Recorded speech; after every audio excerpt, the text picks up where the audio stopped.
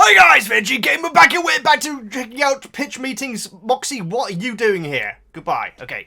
Hi guys, Veggie Gamer back and we're back to check out the Harry Potter series pitch meetings, guys, over on Pitch Meeting. Oh yes, there's a Pitch Meeting YouTube channel, guys, and so I'm now checking him out there. And the last one was brilliant, guys. I do feel like I went into it in completely the wrong way. I've got my notepad here, but I very much doubt I'm going to make any notes, guys. Because it is fast. It is so fast, the information that's getting thrown at you. The jokes, let's face it, that are getting thrown at you. And so, I might make the odd note, but I think last time I thought I was going to like really, assess and review the video. I don't think it's really for that. I really don't. And so, really looking forward to this, guys. And yeah, like I say, not so much for making notes and everything. And also, there's no point in really questioning what they're saying as well, because obviously it's meant to be funny. Obviously, some things are going to be factually not 100% and everything, but yeah, that's all good. And so, if there's any other pitch meetings that you think I should check out, guys, obviously I have to have watched the movie before, because of spoilers and everything. Apparently, there are Lord of the Rings ones, so we can do those, and The Hobbit as well, which I presume they've probably done as well. As for other stuff, guys, just let me know. Obviously, I can let you know if I've seen the movie or not and everything, but I saw an icon for a Pirates of the Caribbean one just now.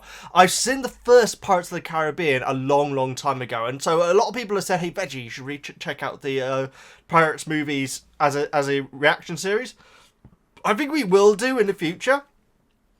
And when we do that, I'll probably just post like a watch along with the first one where you sync up your own copy, and then for the rest we'll do like the usual process of edits and all that sort of stuff. Let me know your thoughts on that. From what I gathered, the first 3 ones are loved. I don't know how many there are. Are there like 7 or 8 now? I have no idea. But from what I gathered, the first few are really popular, and then apparently. You let me know, guys. Apparently, they've gone downhill a little bit. But that may not be the case, guys. After all, I thoroughly enjoyed The Hobbit. I thoroughly enjoyed the Fantastic Beasts series, and obviously there's different opinions of those. And so let me know what you want me to check out, movie wise and also pitch meeting wise. But either way, guys, without further ado, let's go over to this. Like I say, this is not review Veggie. This is Veggie trying to enjoy a video, because last time I was trying to try and have opinions on things. It's not for that. It clearly isn't for that. And so let's get over to this. Harry Potter and the Chamber of Secrets, I should say. This is the Chamber of Secrets episode. Pitch meetings. 5, 4, 3, 2, 1. So, you have some new Harry Potter for me? Yes, sir, I do. So the Dursleys have this very important business dinner, right? And Harry has to stop this wacky house elf from disrupting it. Oh, Dobby. So this is like a Harry Potter sitcom spin-off? No, actually, it's a movie. Really? Yeah, see, the Malfoy servant Dobby shows up because he wants to stop Harry from returning to Hogwarts. Spoilers. He says something bad is being planned. Oh, sounds dangerous. It will be. So after Dobby ruins this dinner, the Dursleys are sick of having Harry living in their house. So what do? Well, they make sure Harry can't leave their house. Yeah. I see no problem with that logic, sure. But then Harry gets rescued by the Weasley kids in a flying car, so he escapes. Oh boy, time for the Hogwarts Express. Well, actually, see, Dobby makes them miss the train, so they take the flying car to school and crash into the Whomping Willow. What's the Whomping Willow? It's just this tree they have at the school where if you get too close to it, it bludgeons you to death. Oh my god, why would they have that at a school? Well, in the next book we find out is to conceal a passageway for this werewolf to go transform. So put a spell in the book we do. Isn't there a concealing spell? Yeah, I mean, probably, but they go with tree that might punch a child to death. Jeez. And then the car drives itself off into the Forbidden Forest, because I guess it has a mind of its own. Oh, it does? Yeah, well, wizards seem to have this casual, godlike power to spontaneously create life. Like Ron makes a bunch of slugs, Malfoy makes a snake. Yeah. Oh, that has massive moral implications. No, it doesn't. Oh, all right. So there's this new defense against the dark arts teacher, Gilderoy Lockhart, right? And what's his deal? Well, he's this super famous wizard who wrote a bunch of books about his encounters with dark creatures, except he's a fraud. He didn't do any of it. Why would a celebrity accept a job teaching things he doesn't know and risk being exposed? supposed? I don't know. Well, okay then. So anyway, throughout the Is that a school reference? year, I'm not there's sure. this mysterious monster going around the school, and it petrifies some students and a cat and Hermione and a ghost. Oh no. Yeah, and so people are trying to figure out what it is, right? Wow, well, thank God they have those talking portraits all over the school. One of them must have seen something.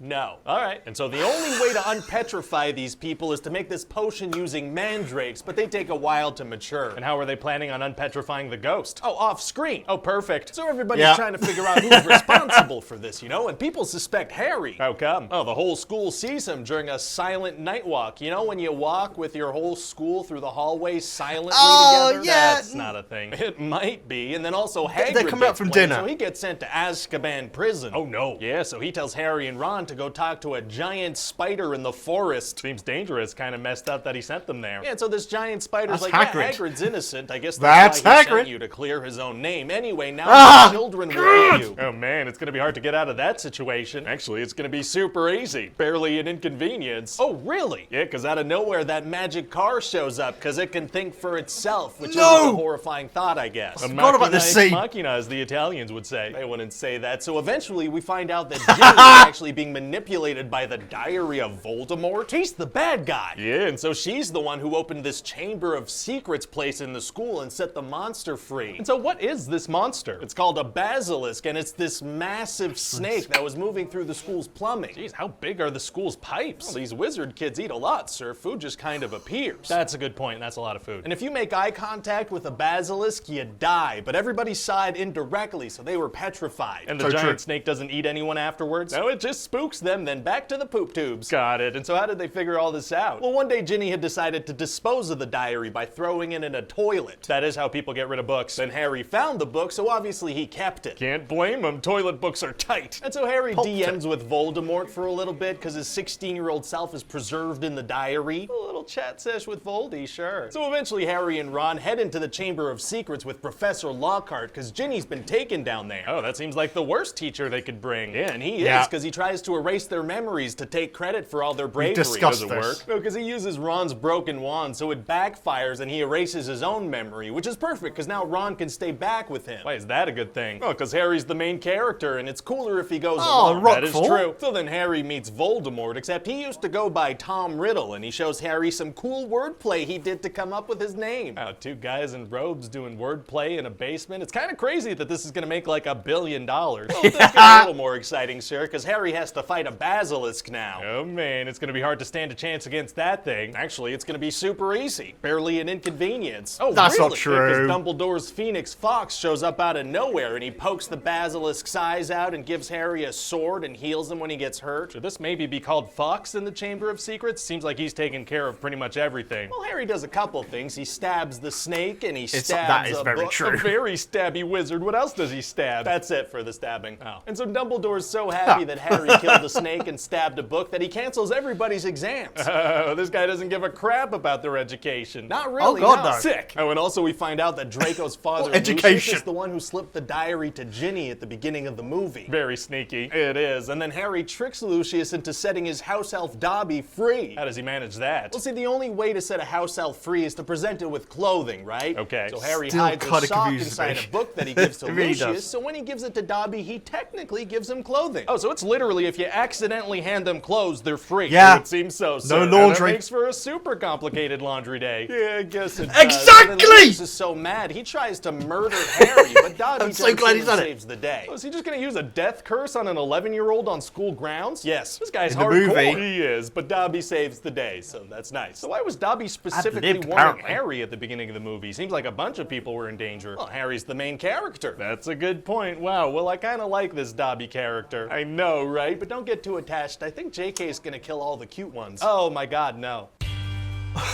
Oh, don't. I've been there, guys. Okay, that was wonderful. I have made some notes as well, incredibly.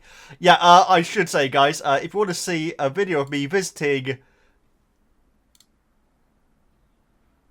there, this bit of sand here, I did do. It must have been a couple of years ago now. My goodness, that's crazy. Time flying, guys. But yes, it's West Wales. Gorgeous beach. Okay, guys, I did make some notes. but my goodness, I'm sure there must be a lot of like references and jokes and everything that are impossible to pick up on first time watching, guys.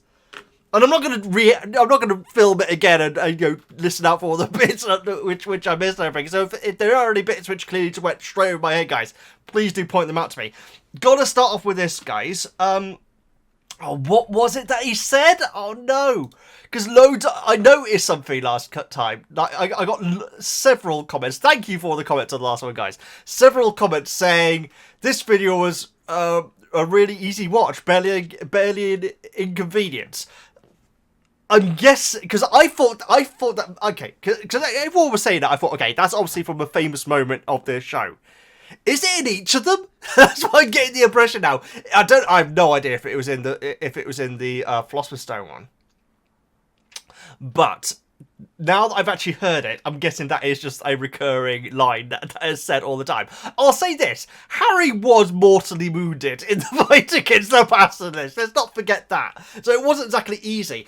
Granted, it's so different in the movie. It's so kid movie in a way, you know, like climb up the thing and like.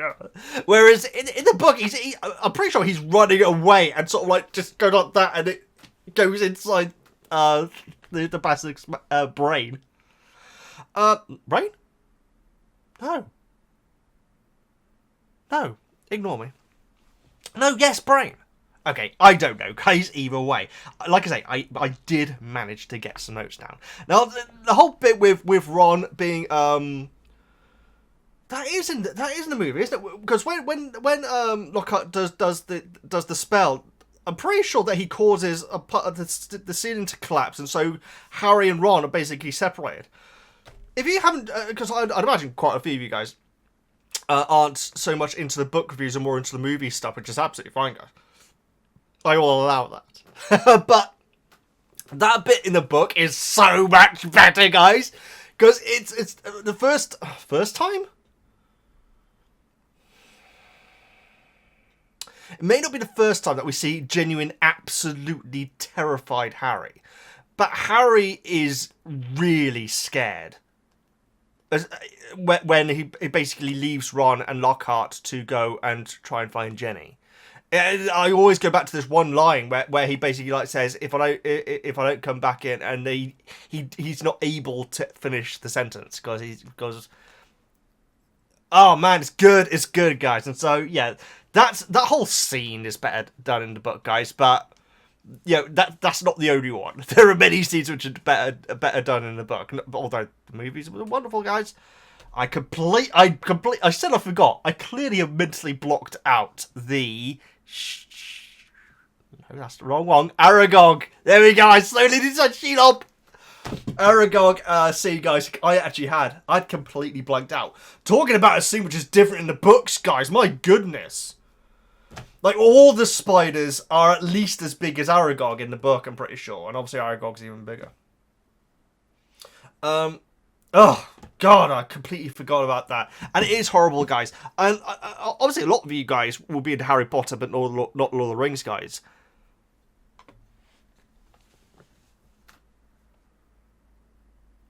The spider scene in Lord of the Rings, guys, is worse.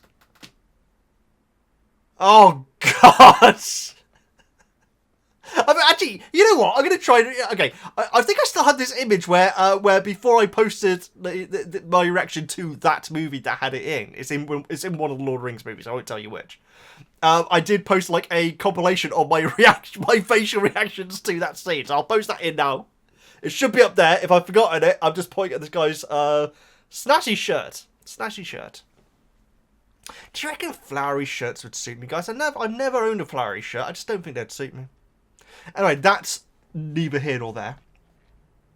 The thing about slugs and, you know, all these creatures getting spawned and everything, that like the moral dynamic of it, like, you know, being questionable, and the guy just says, no, it's not. I've always assumed, I don't know what's wrong with my voice. I have always assumed that they are AI.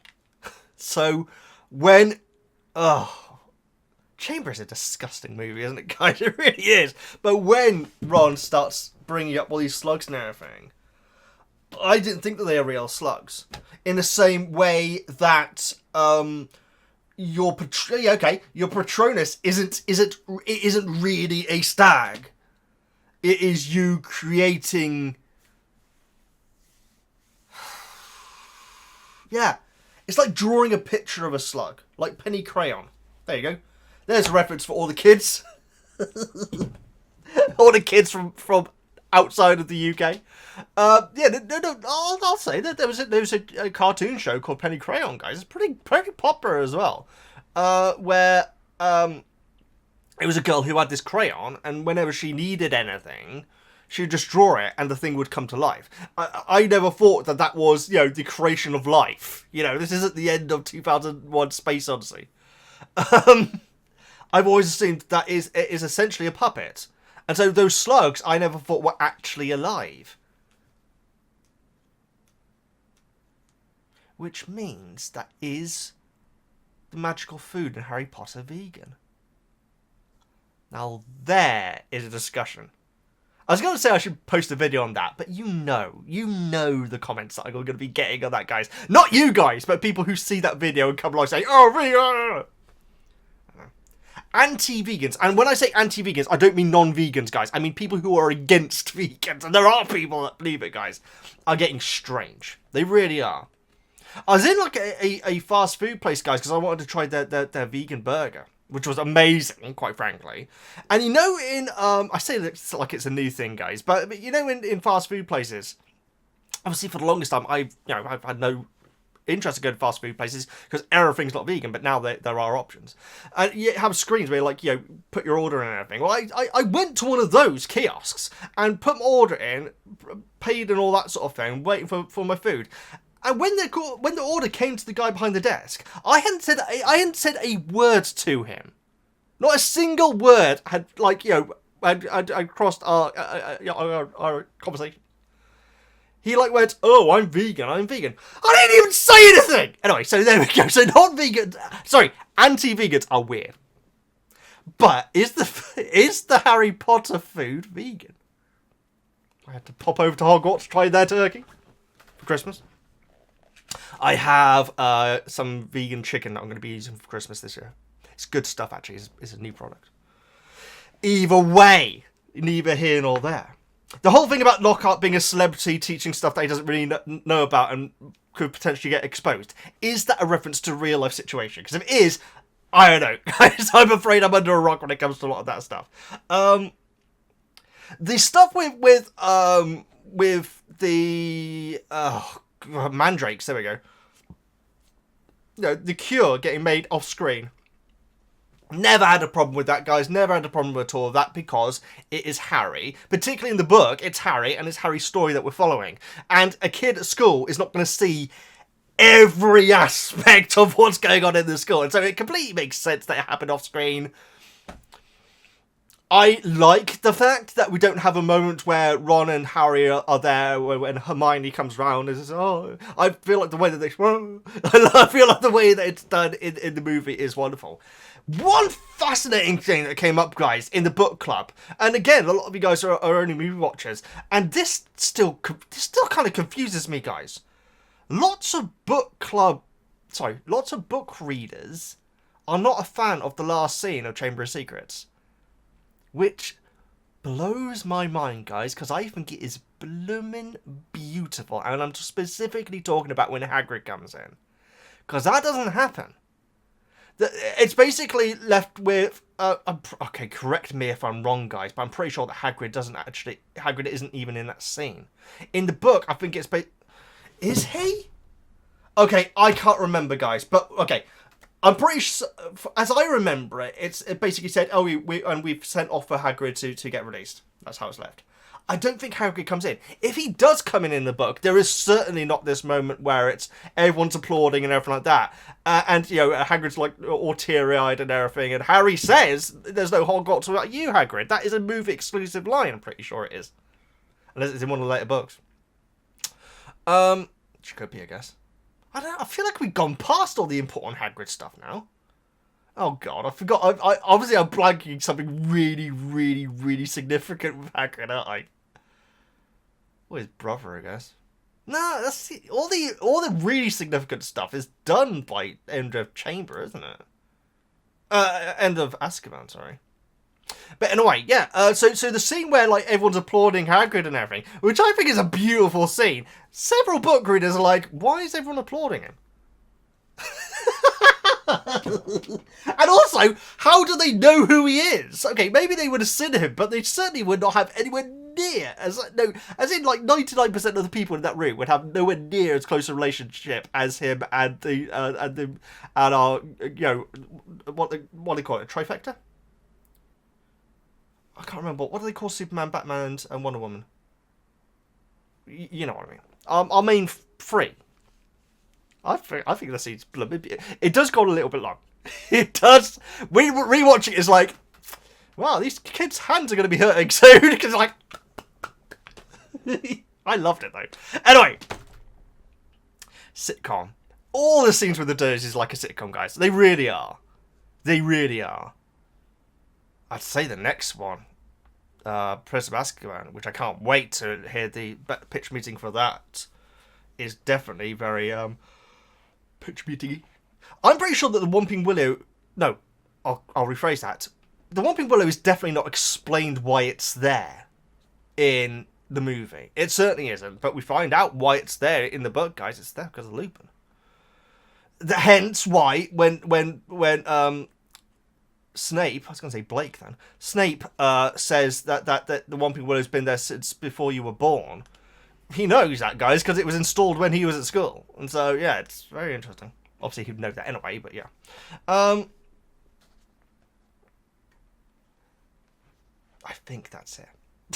It's hard to make notes on this, guys, but it is so good. It is so good.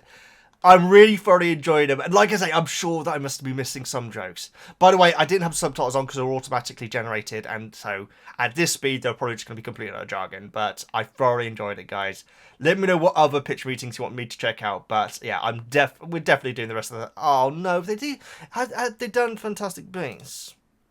So I don't want people to have a go at Fantastic Beasts because I really liked it. I'm not great at hearing criticism of stuff that I really like, guys, you know, I'm really not. I'd imagine maybe they did the first Fantastic Beast. Yeah, I feel like, yeah, you know what, at some point I feel like, there we go, Fantastic Beasts Secrets of Dumbledore, so that means that they must have done all three, then they wouldn't have just done the third one. Yes, they have, there we go, another one here as well. Every Fantastic Beast in a chronological order. Oh, okay, that's interesting. Maybe they did them in a strange order. Yeah, the crux of it is I love Fantastic Beasts because I love Newt, Tina, Queenie, and Jacob. There are a lot of problems with the movies in general, but those characters and every scene with those characters in, I thoroughly enjoy just because I love their characters. I really do, guys. I'm even tempted to say that if you were to ask me to list all of my Harry Potter characters in favourite to least favourite and everything, I would say all four of the main characters from Fantastic Beasts would at least be in my top 20. Now that's saying something, guys, because there are a lot of Harry Potter characters, a lot of great Harry Potter characters, but honestly, every single one of those four from Fantastic Beasts make me smile. They really do. I just think they're brilliant characters. Yeah. Anyway, that's my opinion, but yeah, maybe we will. Maybe we will check out the Fantastic Beasts ones eventually. Bloomin' Five Nights at Freddy, guys. I haven't seen it yet. Maybe I should check that out at some point. Maybe. Anyway, guys, thank you all so much for watching. Let me know your thoughts in the comments as always. Please like, comment, subscribe, all the good stuff. I'm VEGGIEKNIGHTS, and I'll see you next time.